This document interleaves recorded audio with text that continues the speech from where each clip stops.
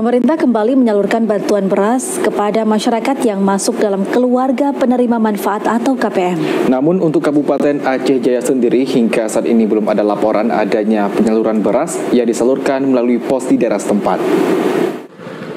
Setelah sukses menyalurkan bantuan pangan cadangan beras pemerintah atau CBP pada tahun 2023, pemerintah melalui Badan Pangan Nasional kembali menugaskan Bulog untuk meluncurkan bantuan pangan untuk tahun 2024. Bantuan beras tersebut akan disalurkan bagi masyarakat yang masuk dalam keluarga penerima manfaat atau KPM yang disalurkan melalui kantor pos masing-masing termasuk untuk para masyarakat di Kabupaten Aceh Jaya.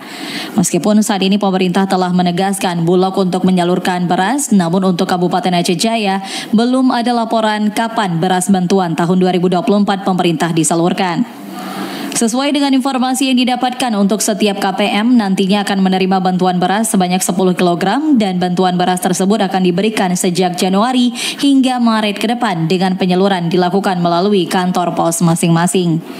Di Kabupaten Aceh Jaya sendiri, sebagaimana data yang disampaikan Kepala Kantor Pos Calang, saat ini pihaknya belum menerima data berapa banyak jumlah masyarakat yang akan mendapatkan bantuan beras tersebut. Menurut Kepala Pos Calang, saat ini pihak Pos Calang masih menunggu data dan penyaluran beras dari pihak Bulog cabang Melabuh, dan jika beras sudah diterima, maka beras bantuan segera disalurkan ke pihak penerima manfaat. Untuk tahun ini belum ada info Pak dari Bulog atau dari kantor pos cabang Melabuh, belum ada info Pak. Kalau untuk penyaluran sudah tahu Pak. Itu dilihat di berita-berita maksudnya.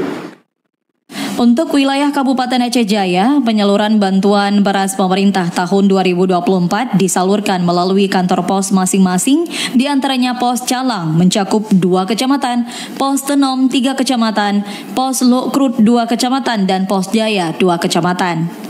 Dari Aceh Jaya, Musliadi, TVRI Aceh melaporkan.